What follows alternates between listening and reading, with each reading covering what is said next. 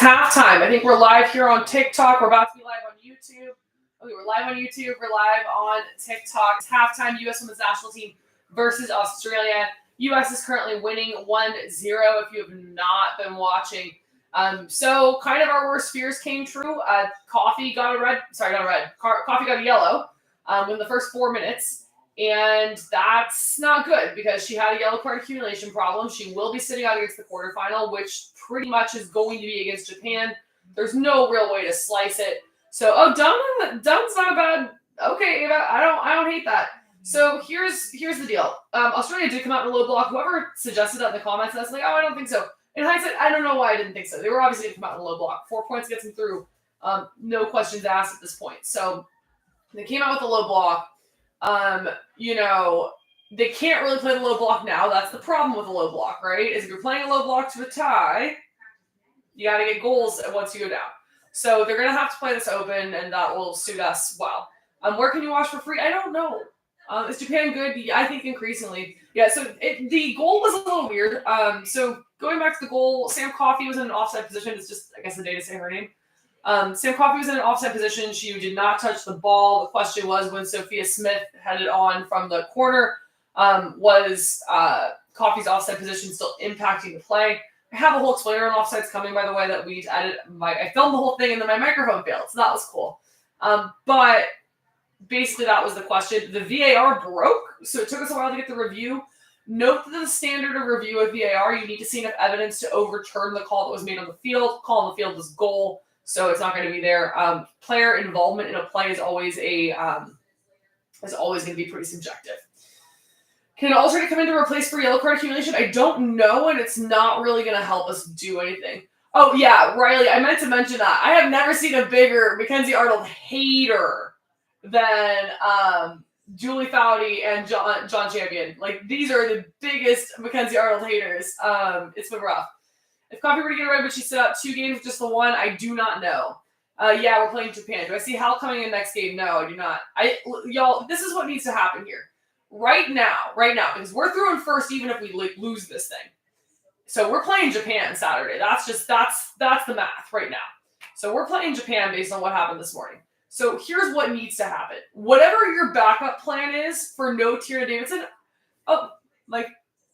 thank you. I'm like, Coach Jack, whoever you are, thank you for the gift. If whatever the backup plan is, it needs to happen right now. That's the subs that need to happen. I pulled Trin as well just to avoid a yellow card accumulation issue. But whatever the backup plan is, you do it now. Because if you do not have Tierna Davidson on Saturday, and Emily Sonnet needs to play center back, who's doing the midfield? And honestly, the biggest issue too is I think against Japan, you need a double pivot. I think that's a rough midfield to go against. So Caitlin, thank you for the rose. Appreciate you. If you need a double pivot and you don't have anybody to double pivot with now because you don't have Coffey, because it would be Coffey and Sonnet, and heaven forbid you got to play Sonnet at center back. So my move would be push Sonnet into the midfield now, and then whatever your other center back option is, play that.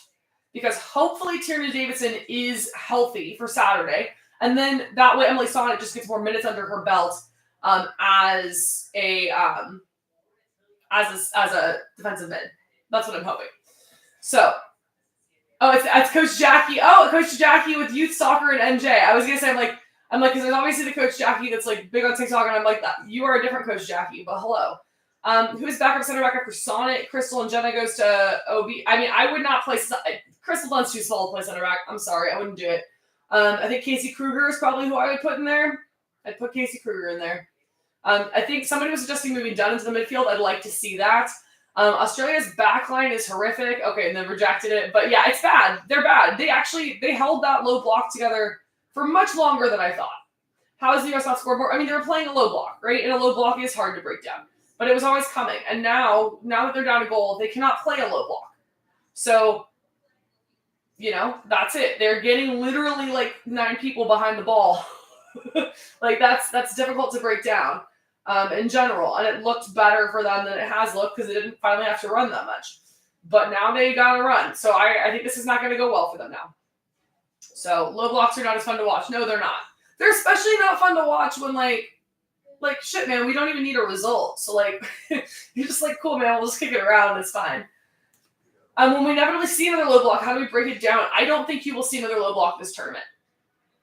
I do not think there is another team here that is going to feel like... I don't think of the team... Okay, actually, let me take that back. You will see a low block again in this tournament in the event that Australia gets out of this group and we somehow have to play Australia in the final. That's when you'll see another low block. You will not see another low block in this tournament because everybody else here is strong enough to play the U.S. squared up. The low block has so many risks. It is not an ideal strategy. It is one you have to do if you are outmatched, but nobody else here is going to feel outmatched, nor should they. Everybody else will play the U.S. straight up and can. Low blocks are mostly from weaker teams, correct. Okay, let's see. Do you think Australia will shift? Yeah, they have to. I mean, Australia needs to score goals now to get out, to make sure they can get out. Australia needs a tie here. A tie gets them through. Low block if protecting a lead, yeah, but like if you already, I mean, it depends on the scenario if you get a lead, right? Like you can do that, but dropping into like an aggressive low block and like, I'm not a fan of doing that. And I think for me, really, when we're dealing with a low block, we're not talking about it like situationally happening later when like if somebody's protecting a lead. I think we're really talking about like this is the game plan because it's just a different mental struggle and it gets frustrating. But yeah, I don't think you'll see it really, or you probably won't. Let's see. Yeah, Crystal Dunn's been great. Score prediction. I think this is going to run away from Australia pretty quick now that it opens up. It already has since the goal. It's already looked worse. So score of the game is 1-0. When we see South second half, we better. Like Emma Hayes, whatever you've got planned currently, whatever your plan was for Sam Coffey getting injured or getting a yellow card, you need to be doing it right now. Because you don't have, like, shit, man. She said she started the same lineup because she wanted them to have more time to build chemistry. She didn't feel like they got enough time. Well, guess what? Now your lineup for Saturday has not had any time together. So you need to spend the next 45 minutes giving them time. And I'm honestly really glad that we've already scored because giving that lineup time breaking down a low block is not a particularly useful exercise for them. Giving that lineup time to play a team that's coming at you a little more high pace, that's a better exercise for them. So I would be literally, whatever my lineup would be for Saturday, assuming no Coffey and no Davidson, that's what I'd be playing right now. Because they just are going to need time. But Robbie needs to exit and have and avoid a yellow. Don't disagree. Bring on Bethune and Albert for Lavelle and Coffey, see what it looks like. I don't think Bethune's going to play. I don't think she's bringing on Bethune. I do think Albert is a possibility because the other alternative adjustment you could make is to keep Sonnet where she is, bring Albert into the midfield for Coffey and give her time at the 6. I don't really care what the alternative plan is. Whatever she's going to do, she needs to do it. Like, they just need minutes. So it's not my favorite plan. And again, like, the big issue for me is I would have really liked to see a double pivot. So, and maybe that double pivot is an Albert Sonnet double pivot now. And then you got to put somebody else in at center back. I don't know, but whatever it is, you got to just go. I don't care what the plan is, but whatever it is, it has to happen in the second half. So Australia could still go through if they lose. It was just a hard tackle. It wasn't like it wasn't the most like yellow cardy yellow of all time.